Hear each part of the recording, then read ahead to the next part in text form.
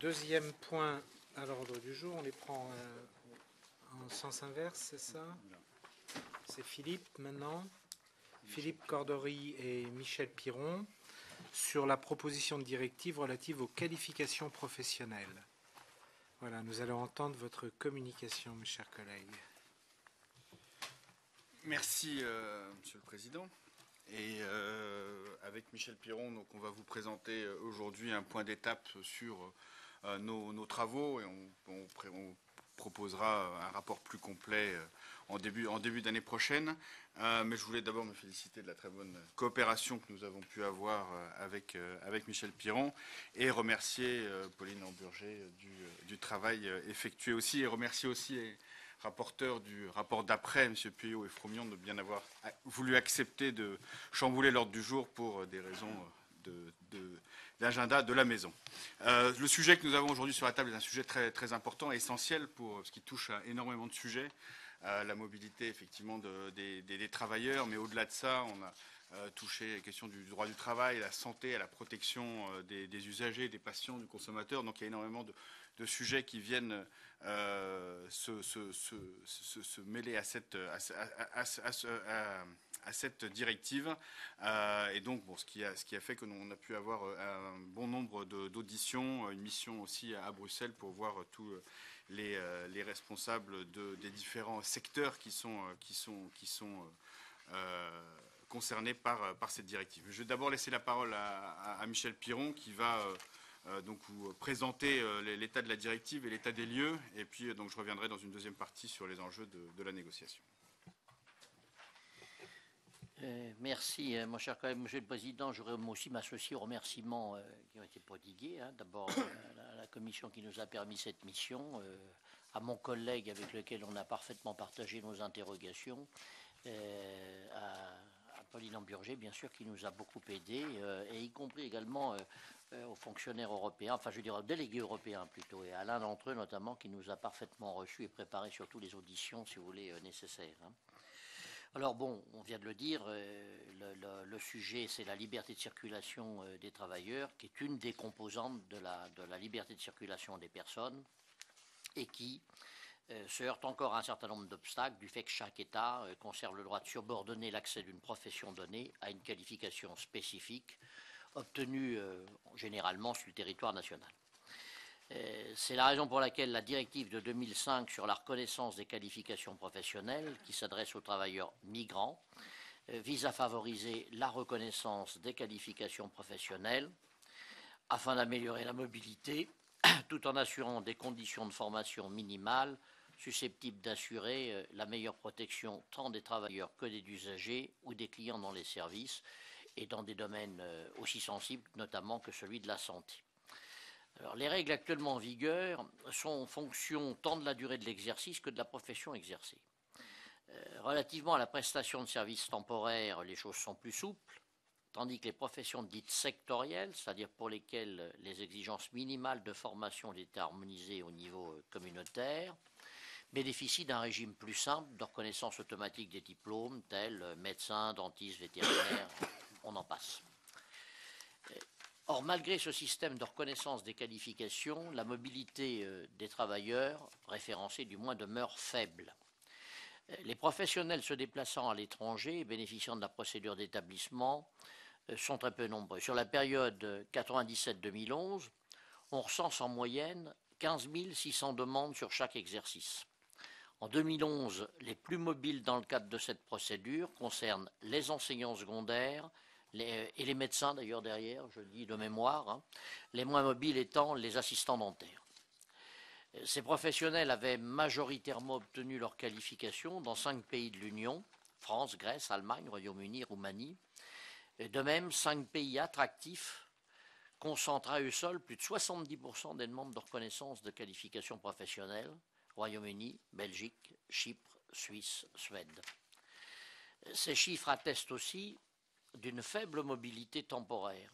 Toujours sur la période 2007-2011, on enregistre quelques 3000 déclarations, dont 405 pour la seule année 2011. Les professionnels venaient, et là il y a 2 chiffres assez élevés, à 43% de la République tchèque, 11% de la Slovaquie, 5% de l'Allemagne, 4% de la Pologne, 4% de l'Irlande, et 42% d'entre eux se sont rendus en Autriche.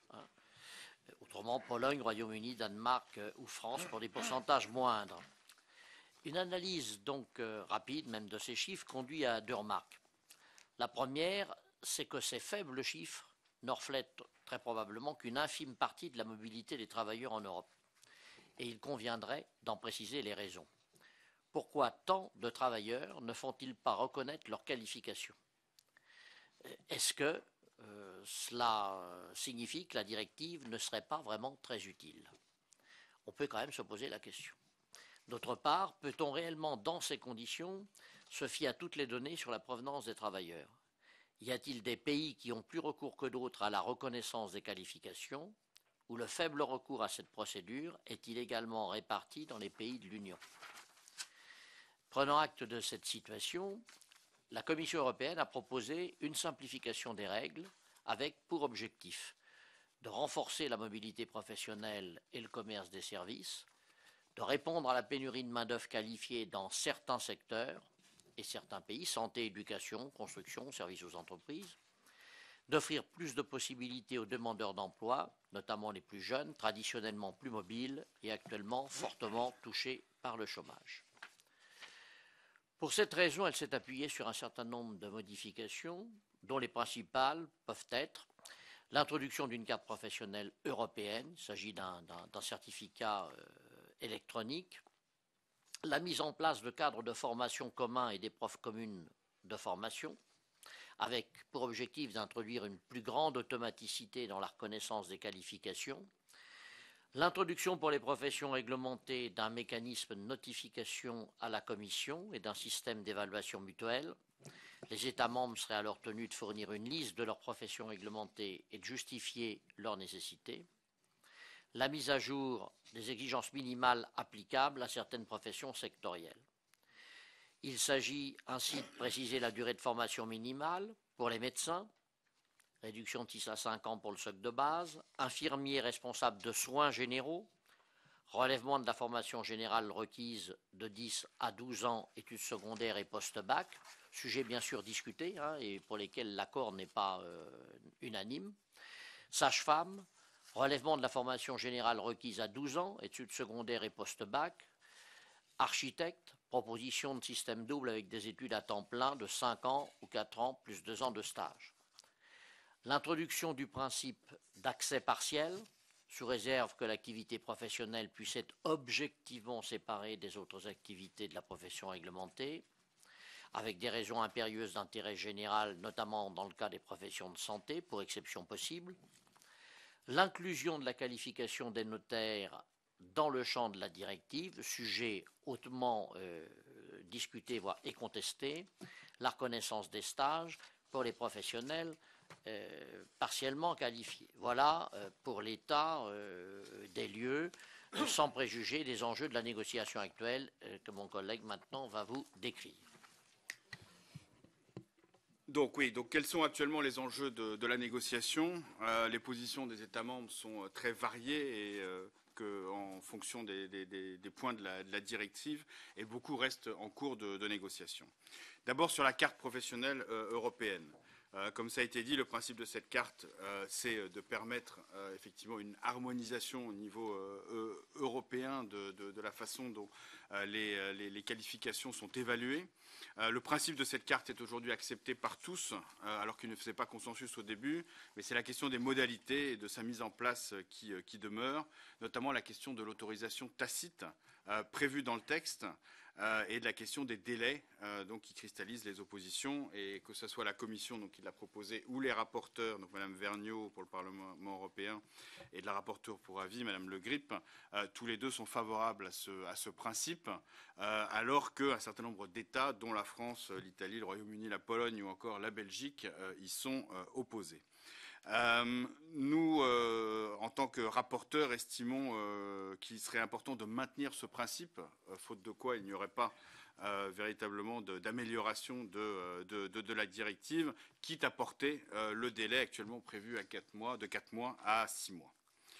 Le deuxième sujet, c'est la question de l'extension du champ de la directive aux stages rémunérés. Un certain nombre d'États, dont l'Allemagne, le Royaume-Uni, l'Espagne ou encore l'Autriche, sont très réservés vis-à-vis de cette extension. C'est aussi le cas de la France, qui considère que les stages ne doivent pas rentrer dans le champ de la directive car ils relèvent de la formation. Il semblerait aussi que les craintes face à cette extension soient fortes chez les professionnels de santé.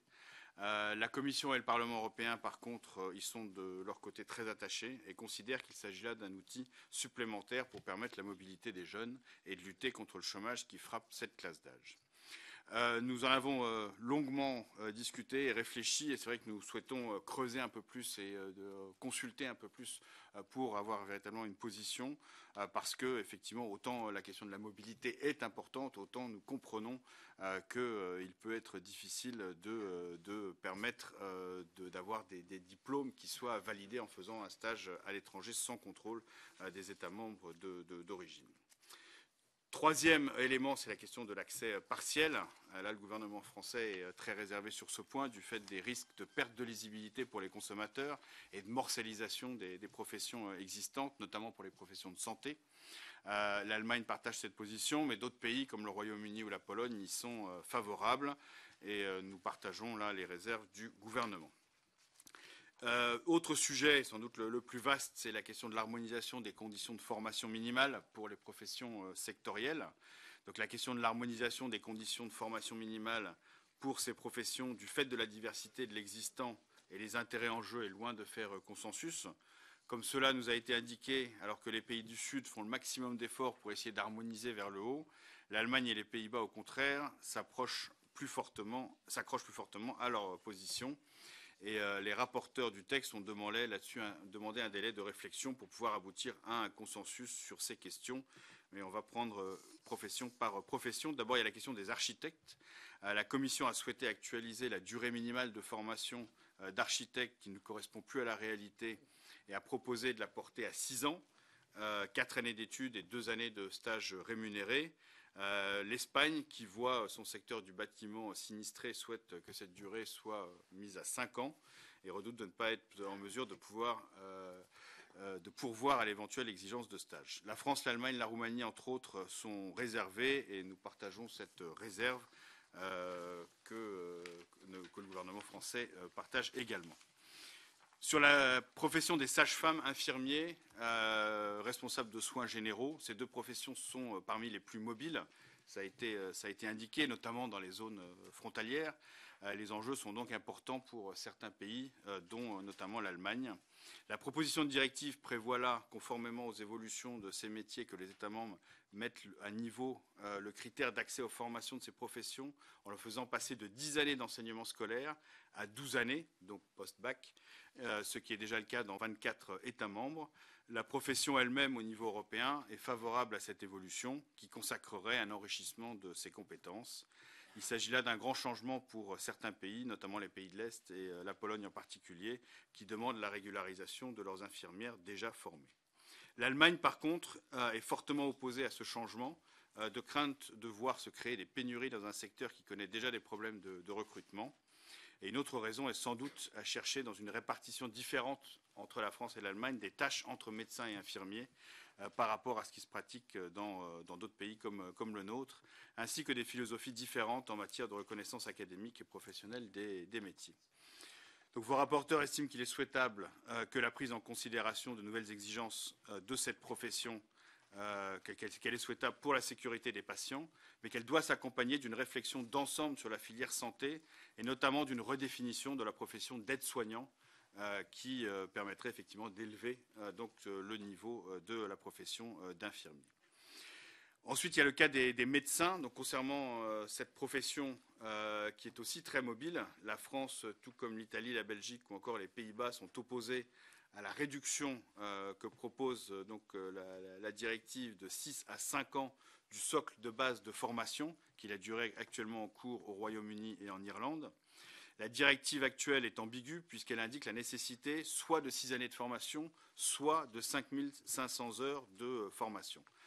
Pour la France et le gouvernement français actuellement, ces deux conditions ne sont pas alternatives mais devraient être cumulatives.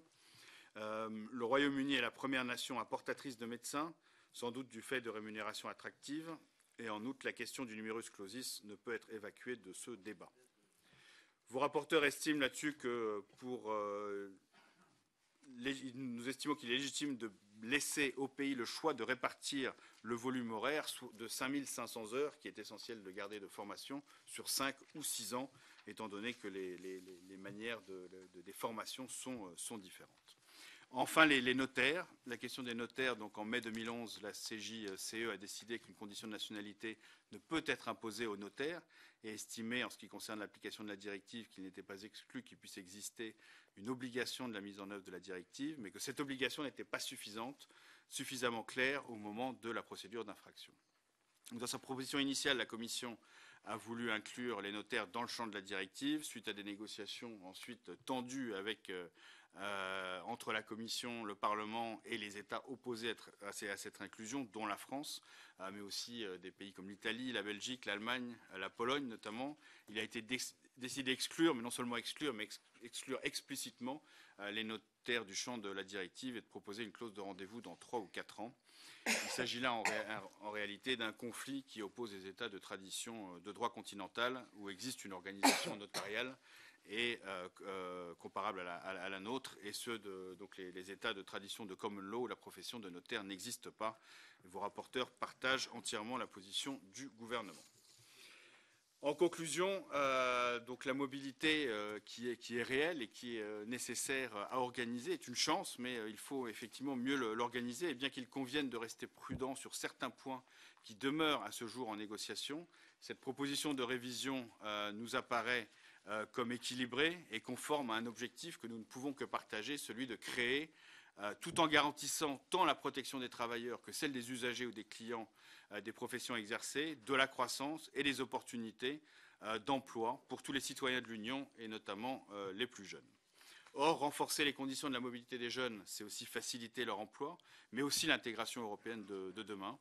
Et il ne faut toutefois pas sous-estimer le risque subséquent des concentrations mégapolistiques et de désertification, avec un phénomène de fuite de cerveau organisée à l'intérieur de l'Europe, des pays en difficulté, Espagne et Grèce notamment, vers les pays les plus attractifs. Enfin, la réflexion sur les qualifications professionnelles ne saurait faire l'économie d'une réflexion plus globale sur l'ensemble du parcours du travailleur européen mobile, que ce soit avant ou après l'obtention de sa qualification. La reconnaissance de sa qualification professionnelle n'étant qu'un moment de ce parcours. En amont, il y a d'une part la question des enseignements, le contenu des enseignements menant à ces diplômes et ces qualifications dans un contexte européen où coexistent des traditions éducatives très différentes, marquées par la centralisation ou la décentralisation, ou encore la coexistence en proportion variable des systèmes académiques et de formation en alternance, ce qui n'est pas sans conséquence sur la possibilité de reconnaître les qualifications dans les meilleures conditions de transparence et de lisibilité. Et en aval, d'autre part, se pose la question de l'accès au système de sécurité sociale et notamment d'assurance retraite. Même s'ils sont encore peu nombreux, de plus en plus de citoyens européens ont une carrière dans plusieurs pays de l'Union et se trouvent avec des carrières incomplètes, le droit européen ne garantissant actuellement que la portabilité des droits relatifs aux retraites de base. Donc, beaucoup de questions encore ouvertes et auxquelles nous répondrons certainement dans notre rapport final et après avoir fait un tour de table aujourd'hui. Je vous remercie.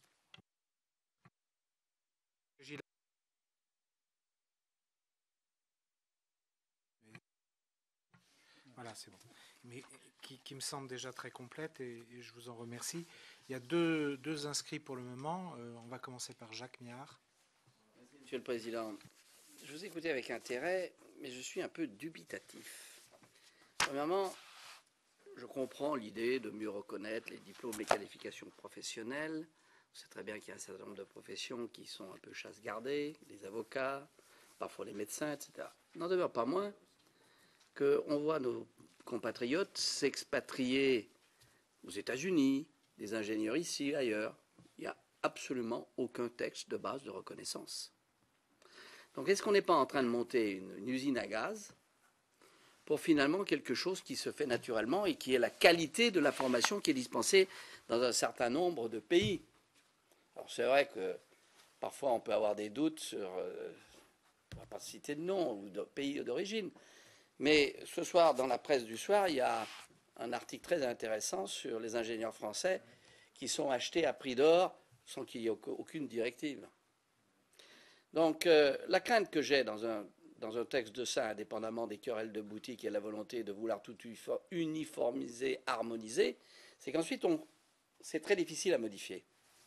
Donc je ne suis pas franchement, même si je sais qu'il y a quelques difficultés, franchement convaincu par la nécessité d'un texte de ce type, car bien avant d'ailleurs l'Union européenne, il y a toujours eu un certain nombre de nos compatriotes et réciproquement, des architectes étrangers qui sont venus travailler en France, des médecins étrangers qui sont venus en France, des avocats qui viennent en France, et réciproquement. Donc, est-ce qu'on ne va pas à l'encontre de ce qui est, je dirais, un mouvement normal des qualifications professionnelles qui sont reconnues, pardon d'employer un terme grossier, sur le marché?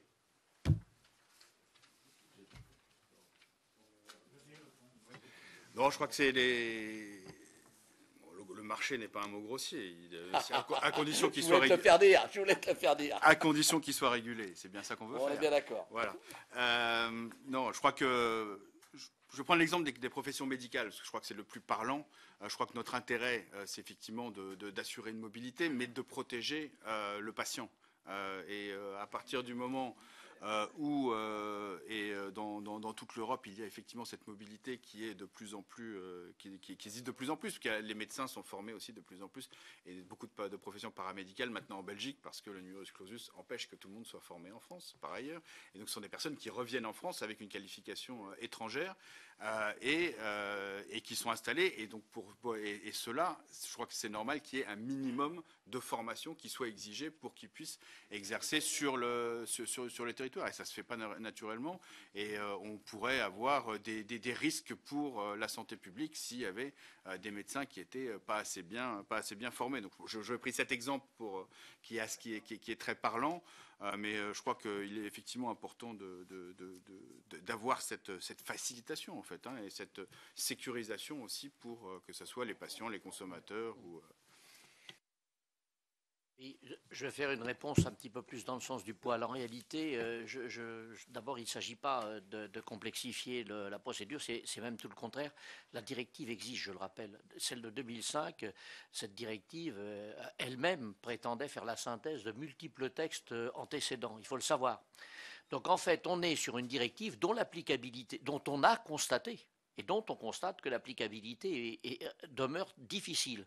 Autrement dit, on est ici plutôt dans une démarche d'interprétation-simplification, j'allais dire. Qu'est-ce qui fait que c'est... On a d'ailleurs posé la question dans le rapport. Est-ce que cette directive était vraiment utile compte tenu de... Donc la question, c'est plutôt de savoir ce qui peut être facilitateur que de chercher à compliquer, je veux dire les choses. Non, mais je me permets de rappeler le cadre dans lequel on s'insère, sans aucune intention, encore une fois, je répète, d'aller vers une sorte de standardisation qui ne correspondrait ni au contenu des formations, ni même à certaines traditions. On le sait, il y a des formations plus académiques, des formations plus pratiques, on le sait. Donc l'esprit... non, mais c'est pour répondre, pour lever une partie de l'inquiétude. Pour le reste, reconnaissons-le, les reconnaissances parfois, tout simplement, les reconnaissances parfois ne vont pas quand même de soi. Il faut l'admettre, ça n'est pas toujours le cas. Et il y a un certain nombre de données qui pourraient permettre de faciliter les choses. On le sait quand même, s'agissant des professions médicales, c'est tout à fait flagrant. On nous a indiqué notamment quelques pays manifestement présentant certaines faiblesses, et qui en même temps, et qui en même temps exportent d'une manière assez mal, on va dire, assez mal contrôlée par le marché ou par les faits, certains risques incontestables du point de vue santé. Mais encore une fois, on est plutôt dans une démarche de facilitation que dans une démarche de contrainte ou de surréglementation. On saura que Jacques Miard est favorable à plus de liberté de circulation dans l'espace européen. Moi, je m'inscris tout à fait en faux par rapport à ce qu'a dit Jacques Miard.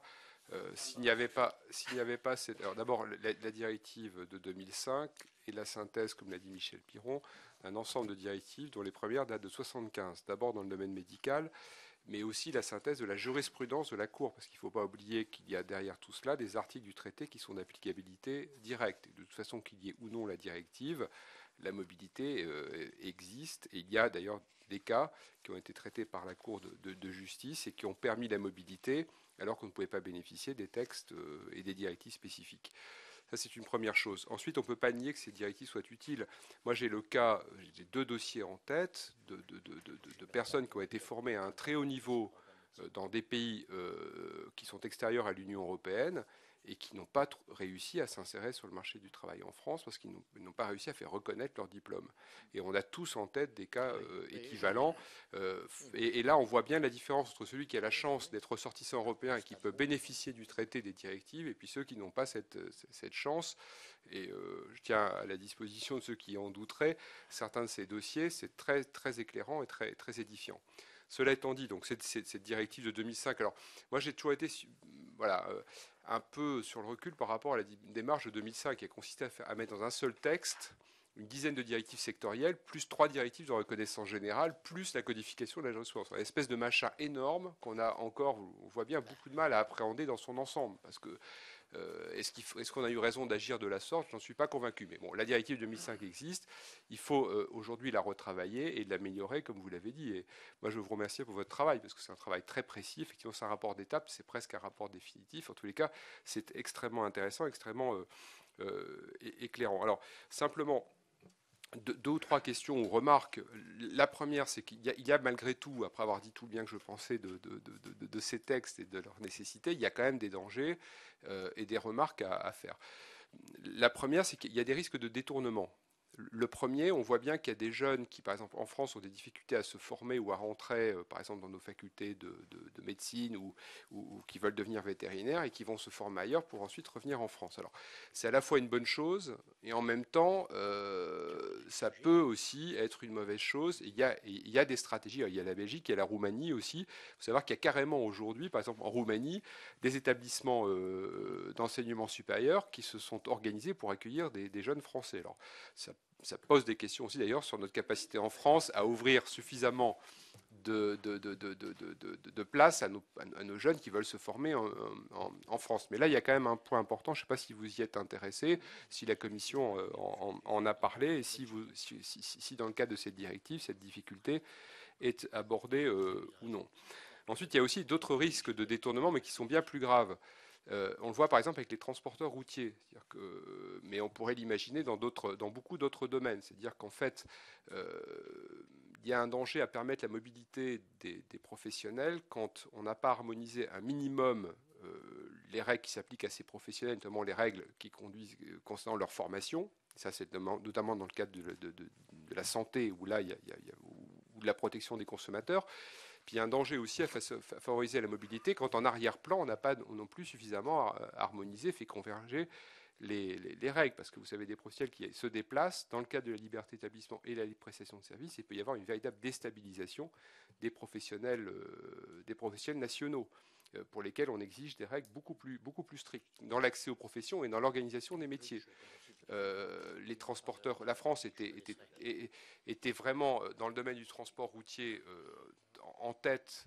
Il y avait une part de marché énorme, et cette part de marché est en train de complètement fondre. Et c'est énormément de métiers qui disparaissent aujourd'hui.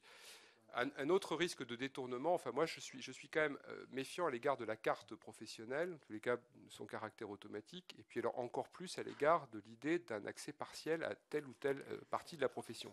Alors c'est dangereux pour les consommateurs, mais c'est aussi dangereux pour les professionnels, notamment pour certaines professions réglementées, qui peuvent tout à coup voir une concurrence apparaître pour une petite partie de leur activité, mais qui peut être la plus rentable par rapport à une activité plus globale et qui s'équilibre. Et dans le domaine du droit, moi je suis juriste, je me méfie toujours des cabinets anglo-saxons qui sont très forts pour cela et qui pourraient profiter de cette possibilité qui leur serait laissée de pouvoir, pour une partie de l'activité de certaines professions réglementées françaises, pénétrer le marché français, récupérer ce qu'il y a de plus intéressant, et puis laisser aux professionnels français, qui ne sont pas aussi bien structurés et organisés que des cabinets qui ne sont pas aussi importants, les dossiers les moins rentables, alors que les professionnels français équilibrent leur activité de façon globale. Et je crois qu'il y a un vrai sujet et un vrai danger. Je voulais attirer votre attention sur ce point, mais je suis certain que vous y avez pensé.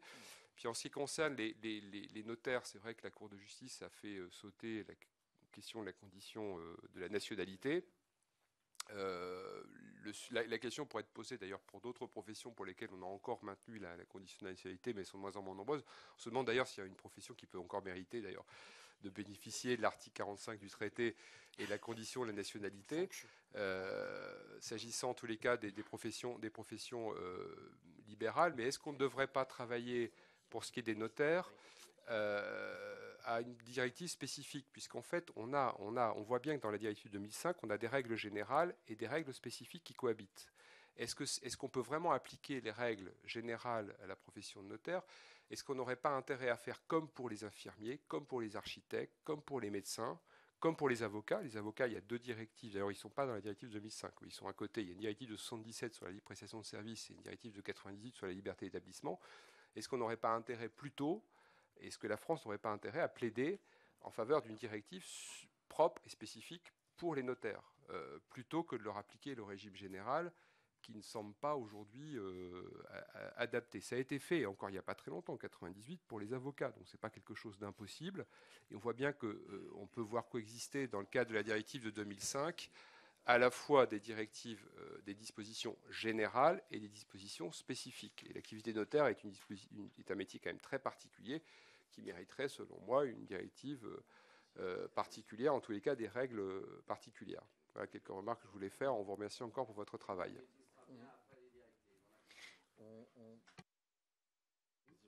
Oui. Bon, toutes ces questions, bien entendu, nous ont été posées, et on se les est posées sur quelques points simplement. Nos réserves sont en effet tout aussi grandes sur la possibilité de reconnaissance partielle. La segmentation des métiers ouvrant des brèches, on est bien d'accord sur les dangers de dérive de ce côté-là. Sur la question, en revanche, de la carte professionnelle européenne, il nous a semblé que il y a une vraie question quand même à prendre en compte sur l'automaticité. S'il n'y a pas, alors c'est d'ailleurs la raison pour laquelle on a proposé d'allonger le délai de reconnaissance. Mais si on en reste uniquement, si on se fie uniquement à la réponse des États sans délai couperet, on sait très bien ce qui se passera. Il ne se passera rien. C'est d'ailleurs ce qui arrive. Donc l'idée de l'automaticité avec un délai qu'on propose de prolonger, c'est au moins mettre au pied du mur, en quelque sorte, les États pour apporter une réponse satisfaisante. D'où le fait qu'on est plutôt favorable, avec des conditions, par contre, de délai, encore une fois, plus étendues.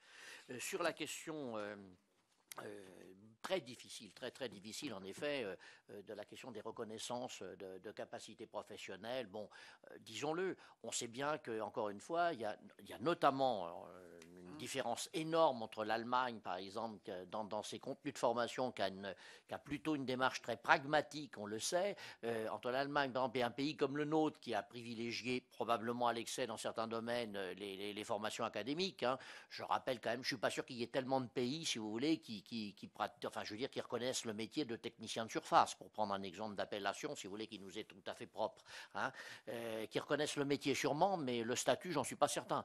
Et on voit bien comment, dans l'approche des métiers, on l'a vu en France avec la REP et la VAE, je m'en souviens fort bien, c'est une loi de février 2007, c'était la dernière loi de la législature, non pas la précédente, mais l'avant-dernière. On voit bien comment elle a les pires difficultés à s'appliquer dans certains ministères, je pense notamment à l'éducation nationale ou la santé, qui restent très arc-boutés sur des formations hyper académiques. Donc là, forcément, se percutent des traditions totalement différentes qui rendent pas évidente, forcément, éventuellement, la reconnaissance réciproque. Ça fait partie des difficultés. On les reconnaît, on n'a pas forcément la baguette magique pour y répondre. C'est vrai qu'on a été très frappé, mais là, Philippe pourra compléter ma réponse, on a été très frappé quand même par l'approche relationnelle entre le médecin et l'infirmière, totalement différente, notamment en Allemagne, encore une fois, et chez nous. Et puis, j'aurais voulu simplement, sur le plan notaire, alors là, le dire, on n'a pas eu d'hésitation ni l'un ni l'autre. Ici, ce qui se percute, c'est en fait 2 systèmes de fabrication du droit. Répétons-le, les notaires n'ont pas une fonction ordinaire dans la fabrication du droit qui est la nôtre. Rappelons-le, ils ont des actes directement opposables et ce sont des facilitateurs. Je ne prendrai qu'une illustration à laquelle je m'étais moi-même beaucoup attaché lors d'un débat qu'on a déjà eu dans la législature précédente, à cette idée très simple que lorsque vous avez une succession, eh bien, si vous faites une différence entre le notaire et l'avocat, si vous voulez en faire une, elle est très simple.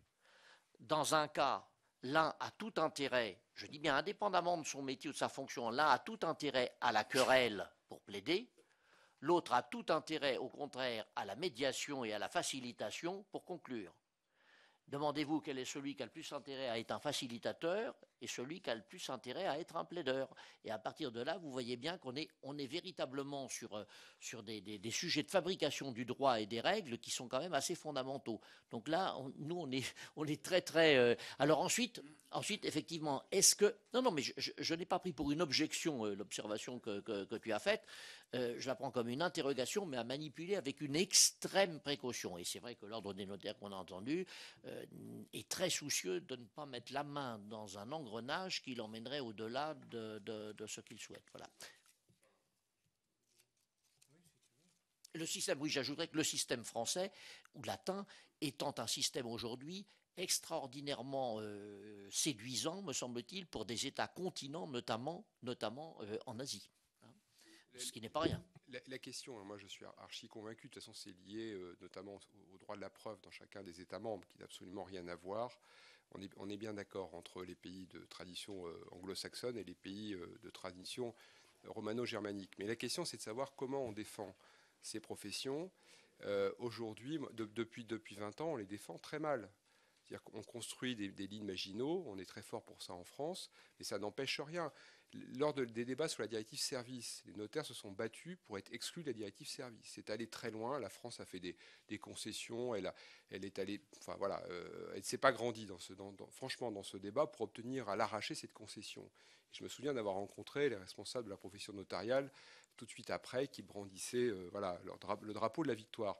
Moi, tout de suite, je leur ai dit non. Vous vous trompez. Et effectivement, parce qu'en réalité, ça n'empêche pas l'application du droit commun et ça n'a pas d'ailleurs empêché la jurisprudence de 2011 qui a fait sauter le verrou de la condition de la nationalité. Donc soit on se place sur la défensive, on se replie sur chacun de nos territoires nationaux et on défend uniquement nos professions réglementées, et auquel cas on prend le risque petit à petit de voir en réalité leur périmètre restreint ou leur spécificité voire être remise en cause, ou alors on a une attitude beaucoup plus offensive et on considère que ces professions méritent d'être prises en compte par le droit européen lui-même et d'être protégées par le droit européen. Et moi je pense que je préfère une position qui soit beaucoup plus offensive qu'une position défensive. Et à un moment d'ailleurs les notaires eux-mêmes avaient réclamé une directive spécifique et puis ensuite ils y ont renoncé, et je trouve que c'est dommage. Mais voilà.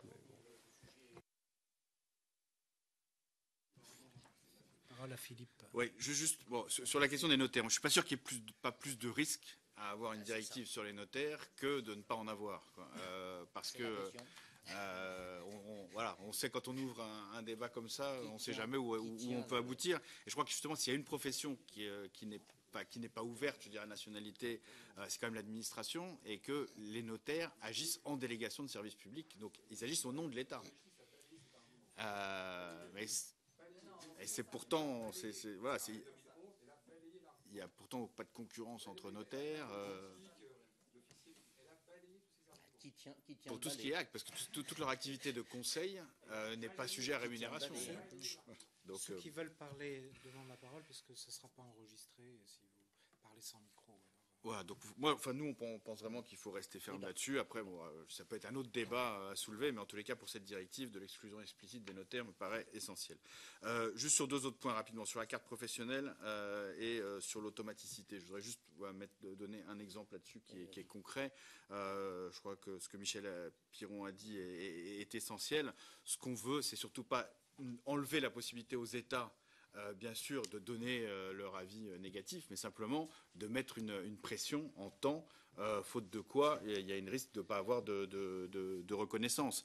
Et dans les zones frontalières qu'on connaît bien, je connais bien la coopération hospitalière qui est par exemple entre Tourcoing et Moucron, où il y a des médecins qui exercent dans l'autre hôpital parce que le scanner est dans l'autre hôpital, et s'ils doivent attendre 1 an, 2 ans pour avoir la reconnaissance de leur diplôme, c'est un problème pour les patients. Donc c'est pour accélérer vraiment la reconnaissance. Sur la question, la dernière question, c'est sur la question des médecins et de la formation, et est-ce qu'il n'y a pas un risque de détournement? Je pense que malgré tout, c'est un autre problème, et ça c'est un problème de notre formation en France, que si les médecins, les kinés, les professions paramédicales vont par je veux dire, centaines et milliers chaque année se former en Belgique ou en Roumanie, c'est parce qu'il y a un problème de numerus clausus en France. Et c'est à ça qu'il faut s'attaquer. Et ça, je pense que bon, c'est un autre débat qu'on ne va pas soulever dans cette directive, mais qui est le problème essentiel, quoi. Il fallait le dire. Bon, on vous remercie pour cette communication d'étape qui est déjà très complète. Et nul doute que vous saurez vous enrichir des réflexions. Alors un mot, Jacques. Non, moi, je voudrais, pour une fois, renvoyer la pièce à Daniel, parce que la jurisprudence de 2011 sur les notaires, c'est au regard de la nationalité qui est un ancrage fondamental de non-discrimination entre nationaux dans le traité de Rome. Mais si un Allemand veut s'établir en France comme notaire, eh bien, il appliquera le droit français, point barre. Et puis c'est tout. Donc c'est un faux problème. Elle a rappelé un certain nombre de choses. Si vous avez un Allemand, moi je connais une Française qui travaille dans l'administration allemande comme fonctionnaire agent, parce que ce n'est pas des agents régaliens, diplomatie, etc., elle applique, je dirais, le corpus administratif allemand.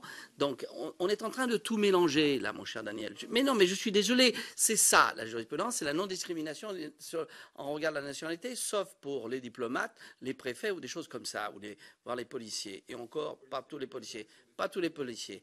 Bon, donc, il est clair, je maintiens que je suis... Bon, on s'est engagé dans la reconnaissance des diplômes d'ONTAC parce qu'il fallait payer, mais je maintiens qu'un bon médecin formé partout, s'il vient en France, eh ben, il sera accepté, point barre, et qu'on est en train de monter une usine à gaz. Merci. Bon, ben merci pour votre travail et puis on attend la suite.